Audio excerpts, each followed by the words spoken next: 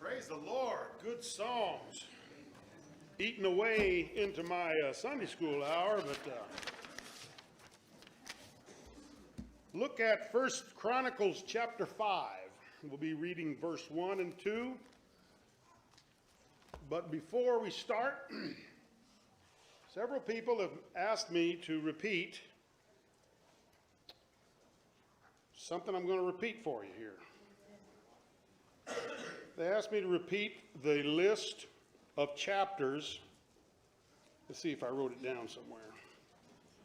The list of chapters that I mentioned in one of my messages that I thought people ought to start by reading those chapters in the Bible. Gives you the gist of the whole Bible. If you just read those 15 chapters, you get the whole idea, or a lot of the idea. And it's really not exhaustive, it's not complete, but this was my suggestion here, so I'm going to list them out for you. The first one is Genesis 1. That's the chapter on creation. The second one is Genesis 22. That's where Abraham sacrifices Isaac. The third one is Exodus 12. That's the Passover. Fourth one is Exodus 20. That's the giving of the law at Sinai, the Ten Commandments. The fifth one is 1 Samuel 17. That's David and Goliath. Sixth is Psalm 51. That's the Psalm of repentance. Psalm 103 is number 7. That's the Psalm of blessing. Proverbs 31. That's the virtuous woman. Number 9, Isaiah 53. Man of sorrows. Number 10, Matthew 5, the beginning of the Sermon on the Mount. Number 11 is Luke 15, parables about what causes joy in heaven. That's the prodigal son. The 12th is Luke 23. That's the Passion of Christ. There's many places where the Passion of Christ is, and it's not just in Luke 23. It's also resurrection in Luke 24. It's a lot of them, but get that one in. Luke 23 gives an awful lot about the Passion of Christ. 13 is 1 Corinthians 13. That's the chapter on charity. 14 is Hebrews 11. That's the chapter on faith, the roll call of faith. And 15 is Revelation 22. That's eternity. I suggest to people that they read those chapters if they want to start reading the Bible instead of just reading. We used to just say, read the book of John, and then we'd answer questions, whatever. But I just want to get people interested in the Bible, and I'm telling you, those chapters are really interesting. So anyway, if you would, you can look those up and read them, and suggest to your friends that they would read those also, and see if they can get interested in the Bible. Seriously, if you get interested in the Bible, and it took a while. It took a while for me to really get interested. I blame my parents, because when I would get in trouble, they would make me write out the Bible as a punishment. And they thought that was really innovative and wonderful. But I would suggest to you as parents not to use the Bible as punishment, but get interested in the Bible. Get interested in the Bible, and wow, it'll blow you away. It's the best literature ever written. Even if it weren't the inspired Word of God, it's still the best literature ever written. But on top of that, telling you the mind of God, God putting his mind out there through the scriptures. Wow. Well, you just can't beat that. Now, I said I was going to read in 1 Chronicles chapter 5 and verse 1. Let me introduce this just for a second. I've been doing a series called Unapologetics, and I got tired of it. So we're going to change. We're going to change gears, go into something else. I'm going to list out a number of people, and I want you to think about them and find out what they all have in common. Lot, Abraham's nephew. Judah, son of Jacob. Jonathan, son of Saul, King Saul. Absalom, son of David, heir to the throne at that time. Joab, that's nephew to David. Jeroboam, he was a thorn in the side of Solomon.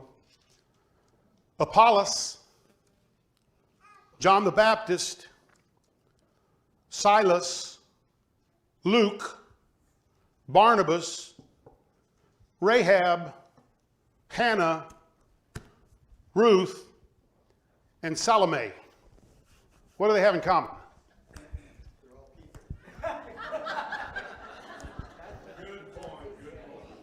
They're all people, he said. This is true. They are all people. Say it again. Who said something? The lineage. Nope. You're wrong. No.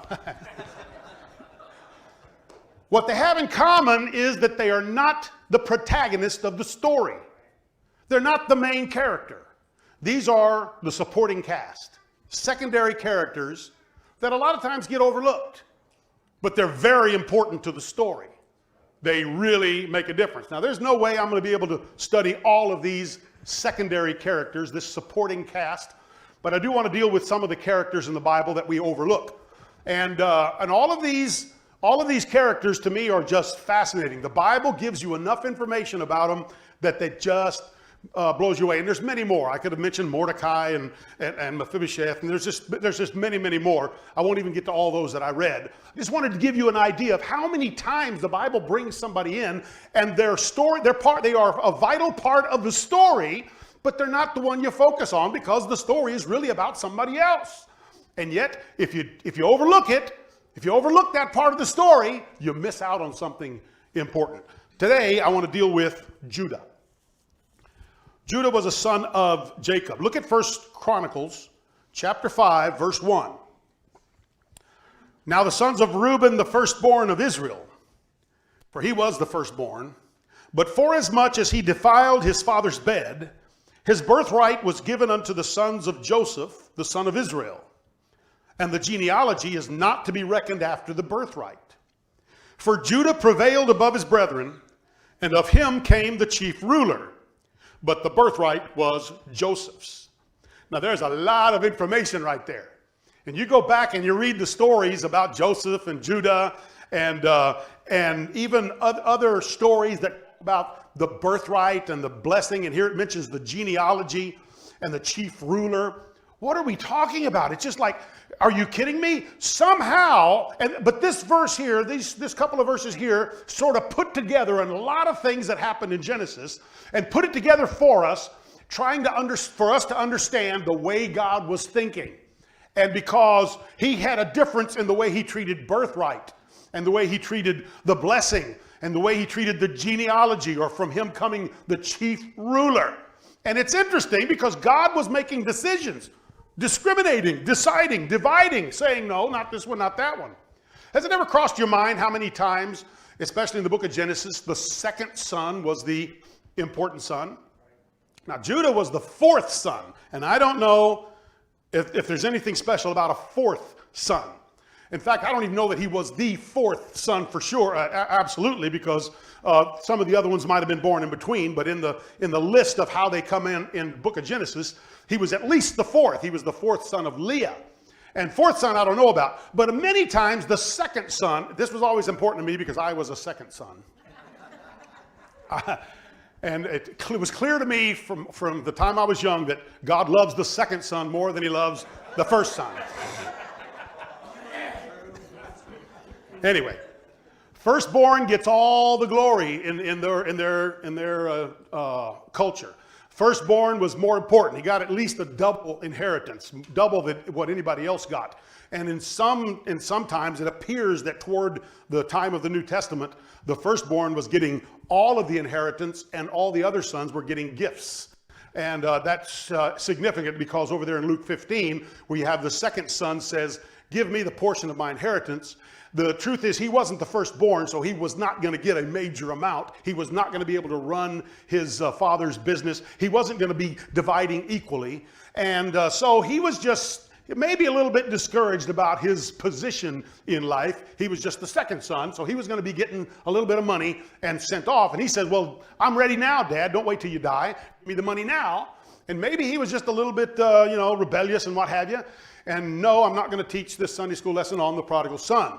But it's just the idea that God has made a difference in who he chose for these special blessings. And he has, by the way, folks, if you didn't get that one special blessing that you were hoping for, Hang in there. God's got a lot of special blessings. God hasn't, just because you didn't get that one thing you're focused on, doesn't mean God hadn't given you anything. God's got tremendous amount of blessings. How many times he says, like he tells David, I could have given you more than I gave you. I had a lot more. God's rich beyond our imagination. And so if you haven't, you're not getting that special thing that you want. You're praying to God, oh God, I want this, and you're not getting it.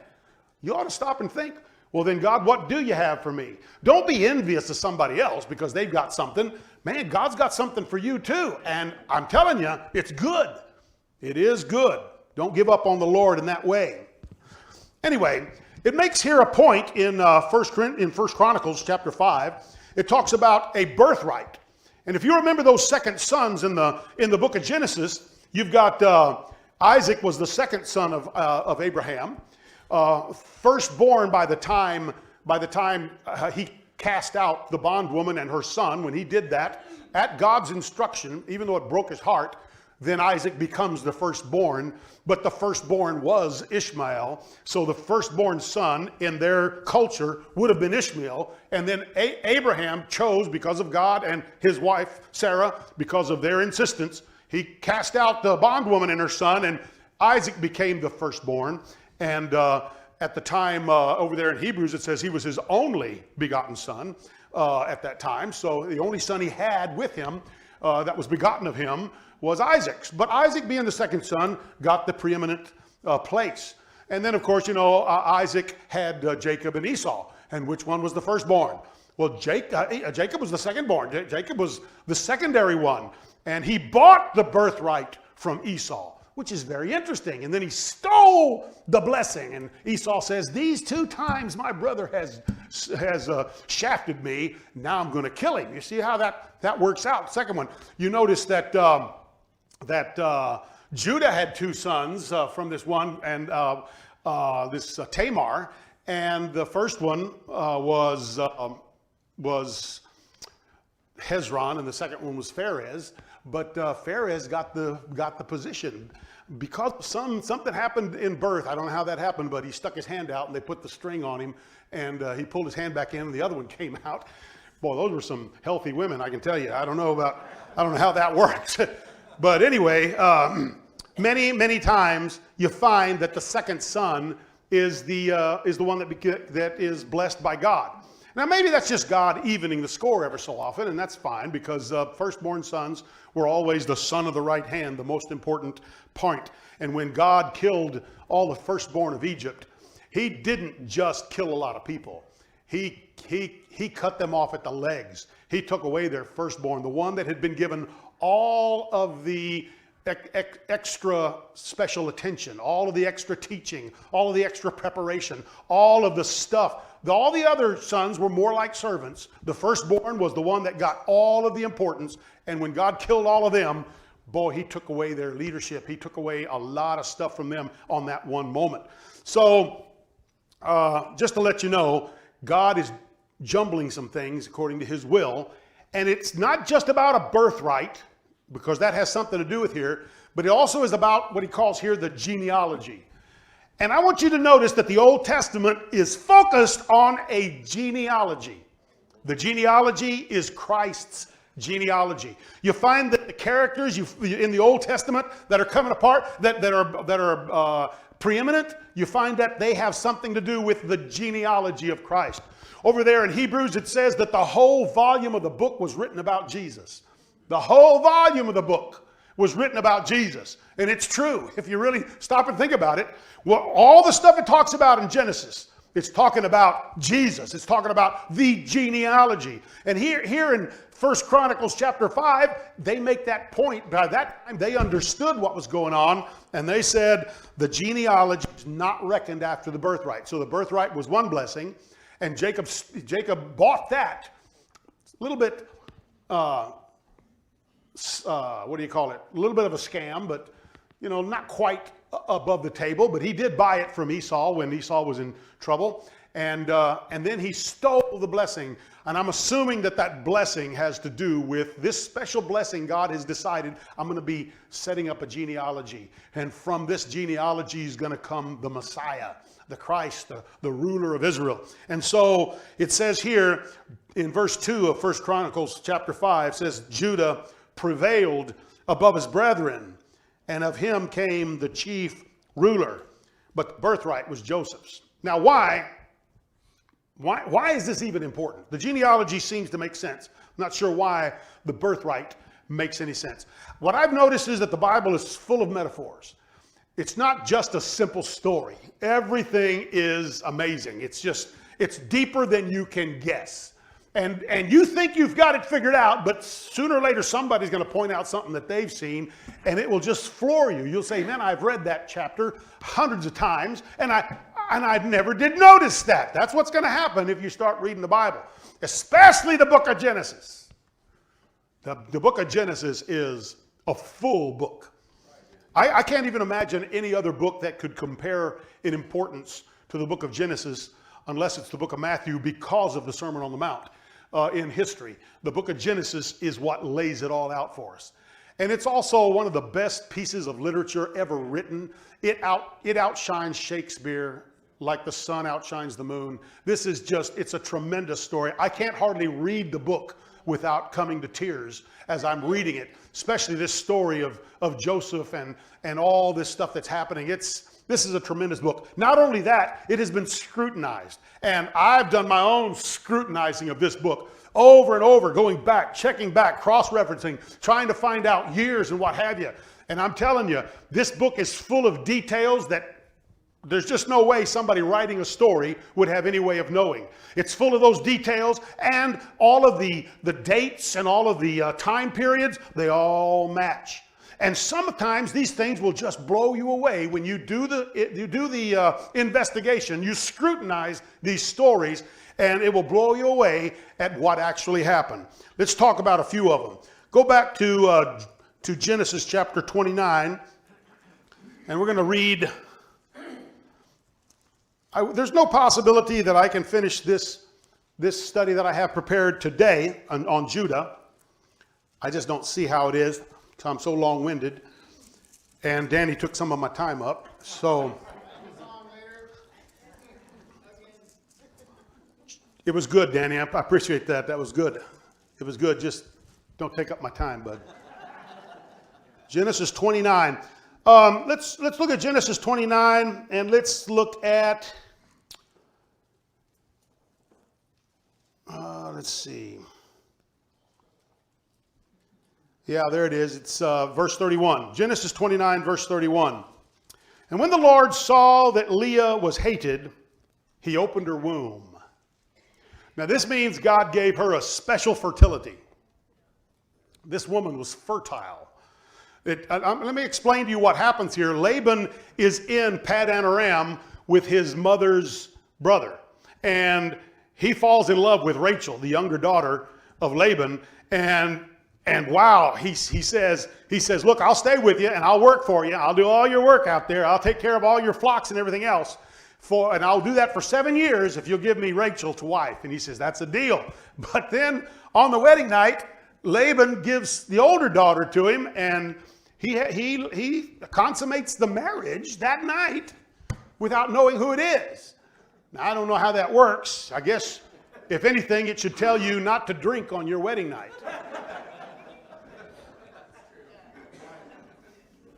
You need to be sober. If you're marrying one of Laban's daughters, at least, for sure. Anyway, he wakes up and it's the wrong one. So he says, well, this is not right. This is not fair. I didn't work for her. And Laban, he's a slick guy. And he says, hey, that's all right. Just give her 2 weeks. Spend your time with her for 2 weeks. Give her her honeymoon. And then I'll give you Rachel. And then you can work for me another 7 years for Rachel. Or for Leah, whichever one. Anyway, so what happened was the first 7 years, he was there in Padan Aram for 20 years while Esau hated him, giving Esau time to cool off. And so he's there away from Esau. He's in Padan Aram and with Laban, and he works 7 years just hoping to get married and get this thing taken care of. And he does. And then he's married to 2 women and has 2 servant ladies given to him also, which become his concubines. So he has 4 wives, and in the next 7 years, he has 12 sons and 1 and one daughter. That's in 7 years. Now, stop and think about this. Leah, in those 7 years, had 7 children. That's one per year, in case you're rough on math. Just not sure, but this generation is a little rough on math, I can tell you that. Now, there's a possibility because every single time it says that Leah conceived again. It says after this she conceived again. It says that every time except for Dinah's. So it's possible that Dinah, she was the last one born. It says so. After this, it says she bare also Dinah. But it doesn't say conceived again, so it's entirely possible that Dinah was the twin sister of Zebulun, Leah's last child. Okay, and so, but we have at least 6 births recorded in 7 years. And these 6 sons is Reuben, Simeon, Levi, Judah, Issachar, and Zebulun, and then Dinah. And it's possible that 2 of those were twins. So, but stop and think about it. He opened up her womb. This woman was fertile. I deal with dates and brothers and sisters in my work because I keep a database. I have to keep a database of all the people that I interpret for, and so I know their brothers and their sisters and what have you, and I have to know their birth dates because we have to know who we're talking about, and they're always asking the birth dates, and so I got to have all these things at hand memorized, and so I do that studying on these lists, and I'm always noticing, and I've noticed quite a few children that are born within a year of each other. I haven't found one less than 11 months. My brother and I were born 13 and a half months apart. So this is not impossible. This is, if God opened her womb, he gives her 7 children in 6 years. And I don't know why, but it was really important to women back then to have lots of children. I'm not sure what the idea is, but apparently that was a big deal to the women because that's what gave them status in their culture. And so Leah, God saw that she was hated, that Jacob did not like her. Now, I don't know why. He says she was tender-eyed. I guess that meant she was a little bit ugly or plain or whatever. I'm not sure exactly, but something about it, he didn't like her for some reason, and God noticed that. And so he just gave her a blessing. Have you noticed that about God, that you got some problems and then he just gives you blessings on the side, and you think, maybe the problem was worth it, folks. Maybe it was worth it that God give you these blessings. You can complain against God too quickly. You ought to just take your time and let God have his perfect work. He's doing something amazing. All right. Just want you to notice there, those are the first 4 that were born in 31 through 35. Verse 35, and she conceived again and bare a son, and she said, now will I praise the Lord. Therefore she called his name Judah and left bearing. The name Judah means praise. She praised God and she named Judah after praise. Now, well, let's go to the next one. I'll show you. Look at verse 22 of chapter 30. The next page, Genesis 30 and verse 22. Right after Dinah was born, it says, and God remembered Rachel, and God hearkened to her and opened her womb. And she conceived and bare a son, and said, God hath taken away my reproach. And she called his name Joseph, and said, the Lord shall add to me another son. I don't know if that's prophesying Benjamin or if she's just talking about Joseph right there. And it came to pass, when Rachel had borne Joseph, that Jacob said unto Laban, send me away, that I may go unto mine own place. In another place, Joseph is called the son of his old age, which apparently was also in their culture. The last son born was a special thing too. And so I just want you to notice that Joseph was born before the 7-year period was up. Because after he was born, Jacob says, okay, now I'm done. I've done my 14 years, and I'm going to go back to my hometown. And Laban talks him into staying this time to gain some economic wealth. He says, stay with me. And Jacob says, the only way I'll stay with you is if I can start increasing my own herds and what have you. And he says, I know the business. I've been taking care of all your cattle, and I'll stay with you. But anything that's that's spotted or colored or ring streak, it's got stripes in it, any kind of animal that's a little bit off, those are going to be mine, and you guys can keep all the solid colored ones and all those. And boy, Laban said, yeah, I like that idea. And didn't realize that Jacob was pretty good at breeding, and he bred them all. He wouldn't even put in the solid colored ones. He bred them all to come out ring streaked and everything else. And after a while, the entire herd belonged to Jacob. And that caused Laban's sons to be angry at Jacob. Anyway, I just wanted you to see that these 12 children were born within 7 years. You do the study, they were born within 7 years. That means that Judah, who could not have been born earlier than, say, 3 or 4 years after that 7-year period started, he could not have been more than 3 years older than Joseph. We're not talking about a huge difference. We're talking about Judah being the fourth born, which is nothing special. Nothing special. And Joseph being the last born, the son of the old age, being treated really, really good. Also the son of his favorite wife, Rachel. Something about it. And they're only like 3 years apart. So you're getting the idea here between Judah and Joseph. Now, we had a problem here. Look at Genesis 37, verse 2. Let's go ahead and read verse 1. Just doesn't make sense to start at verse 2. And Jacob dwelt in the land wherein his father was a stranger, in the land of Canaan. These are the generations of Jacob. Joseph, being 17 years old, was feeding the flock with his brethren. And the lad was with the sons of Bilhah and with the sons of Zilpah. Those are the two concubines, his father's wives. And Joseph brought unto his father their evil report. Now, apparently they were divided up into to Leah's sons and the sons of the concubine and Joseph. So that's how they divided up in their work. And Joseph's with these concubine sons. And there's some evil report going on. And Joseph comes back and he's telling his dad these evil reports. Apparently, Joseph and Jacob were really close. And I don't think it's just because Jacob was prejudiced or biased against the others. I think that Joseph had a very good disposition, a good character. I think he was just a good kid. And you know how good kids are despised by the bad kids. Bad kids are also despised by the good kids too. I have that on personal knowledge. So there was a problem. We keep reading 37. Let's read a few more just to get the notice here. By the way, this is just fantastic literature. Now Israel loved Joseph more than all his children. Why? Because he was the son of his old age, and he made him a coat of many colors. And when his brethren saw that their father loved him more than all his brethren, they hated him and could not speak peaceably unto him.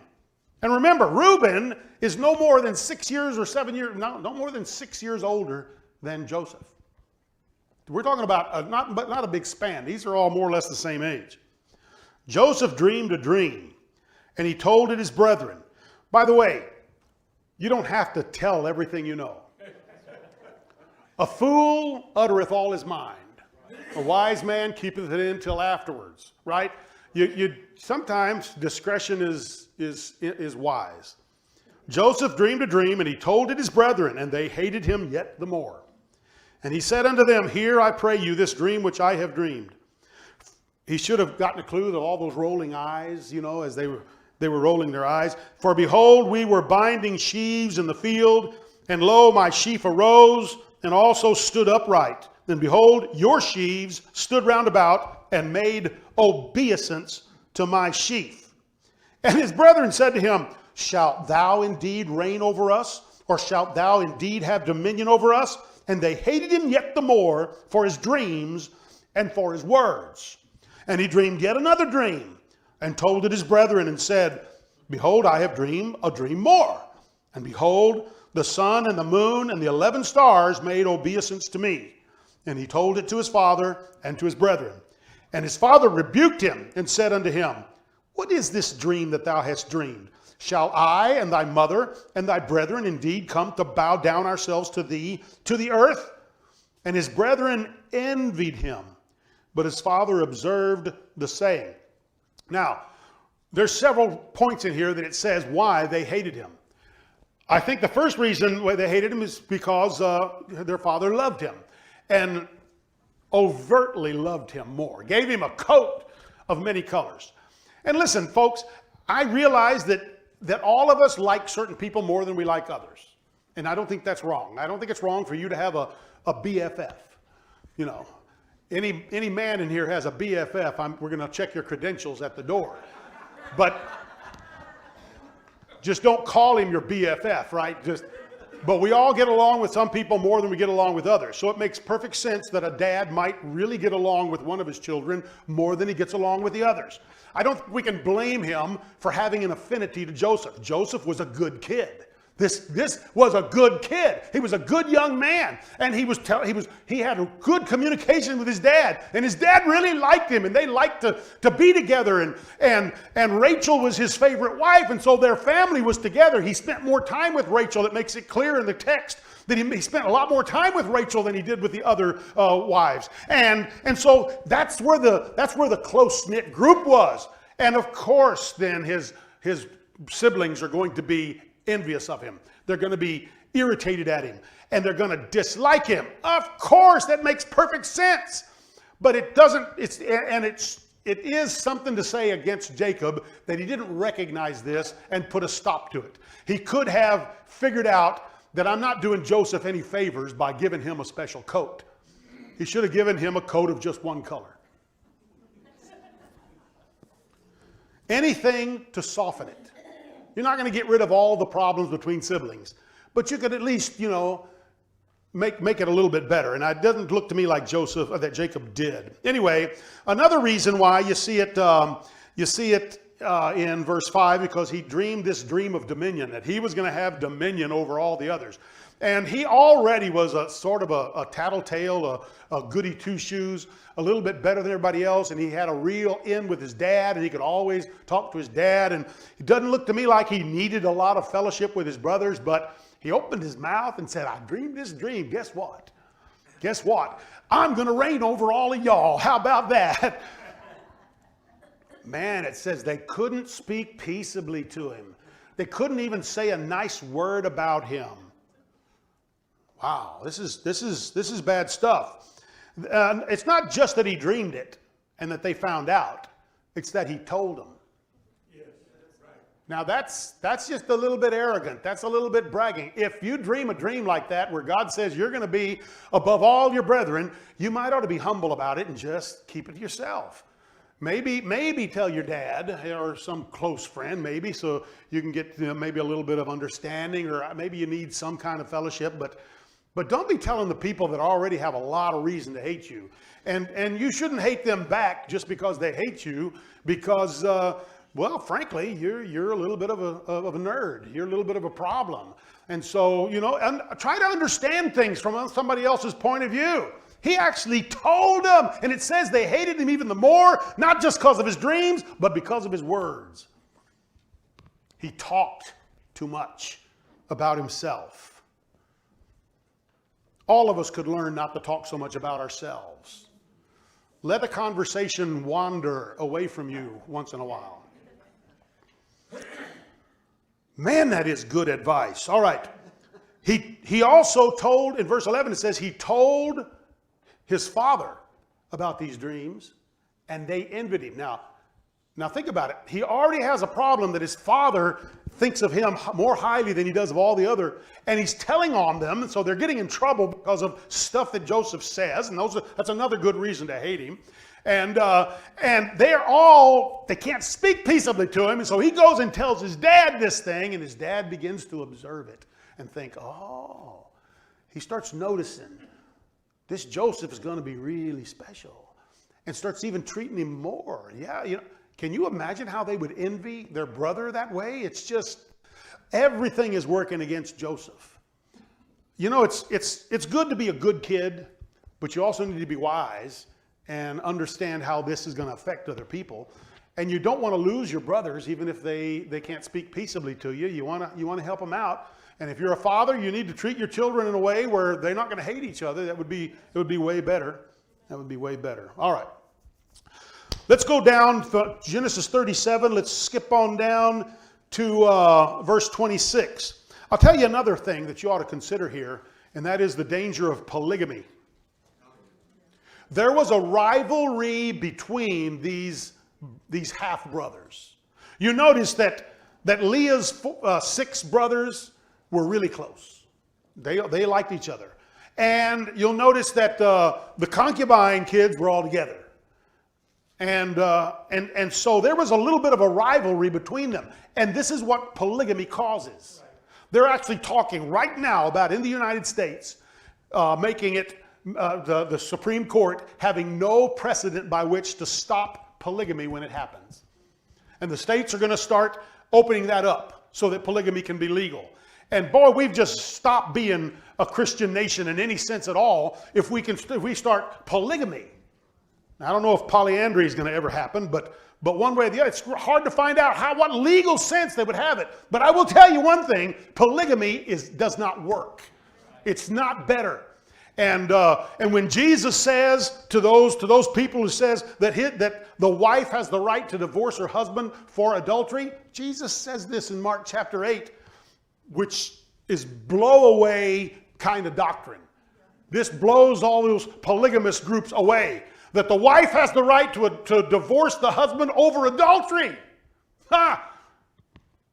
Think about it, folks. That was much better. What Jesus gave us there was much, much better than all that they had before. One of the problems here was the rivalry between half-brothers. And Joseph was the only son of Rachel, so he was left out of he didn't have anybody to take his side. So it's interesting there. Okay, verse 26. Judah says, boy, I'm skipping over a bunch. Never mind. Let's just talk about, says they went back to Shechem. You remember over there in chapter 34 when Dinah, more or less the same age as Joseph. So Joseph was 17 when he was sold. This happened a couple of years before that. She was 15 years old, more or less. And she liked to go out with the daughters of the lands. You know, she was alone as the daughter.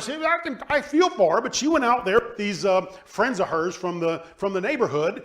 And one of the chief princes there had a liking to her, and he liked her. And it says he defiled her. I know some people think that he might have raped her because it says that he defiled her, but it never says that he raped her. It looks to me like they just fornicated. This was a consensual thing, and she was seduced and deceived and got a little bit worldly and wound up being defiled sexually. And it got Simeon and Levi really mad. But this was a rough group, I tell you. They went in there and killed that whole city of Shalem in the country of Shechem. They killed that whole city. They killed every man. And it made Jacob say, I got to get out of here. Because he realized, boy, they're going to come after me. And so they had to move. And they left Shechem. They left the country of Shechem and went, to Bethel. Then they went to Bethlehem. And then they finally wound up in Mamre where Isaac was still alive. And they got back over there, and they were sojourning in that area of Mamre where Isaac was, and for quite a while. And it says that he would send his children with the flocks back to the country of Shechem to feed the flocks. So they were living far away, but they were somewhat furtively going back into Shechem and pasturing their flocks. So they get back over there, and Joseph wasn't with them. Joseph was the little houseboy that he got treated better, I guess, and he would take them provisions and bring back word. And Joseph was sent at this one time when he's 17, and he's sent out there to go take them some things, and they see him coming, and he's wearing his special coat. I don't know what it was, but he was a hippie. He had that coat of many colors. So he gets out there, and they see him far away, and they say, here he's coming. Here he's coming. Now what's this dreamer going to tell us now?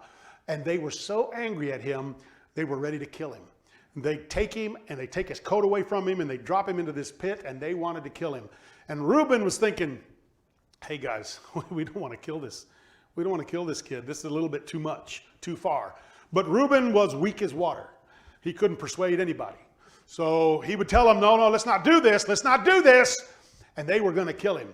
Judah, though, he had a better way of telling them. He says, well, what's the point of killing him? We don't get any money out of killing him, but we could sell him to those Ishmaelites over there, and we get some money out of it. It'd be a profit. So Judah had a reason of profit to sell Joseph, and that's what it says they did here. Judah says in verse 26, said unto his brethren, what profit is it if we slay our brother and conceal his blood? Come, let us sell him to the Ishmaelites, and let not our hand be upon him, for he is our brother and our flesh. And his brethren were content. And when they passed by, those Ishmaelites, they pulled him out. And it says over there later on, in I think Genesis 44, where the brethren are distraught over all the things that they had done. They finally hitting some real remorse. They said that he was in anguish and he was in tears. He was begging them, don't do this, don't do this. And they disregarded his tears and his anguish, and they sold him as a slave to the Ishmaelites. And I've run out of time. Thanks a lot, Danny. But we'll take it up from there, and hopefully I'll finish this one next Sunday.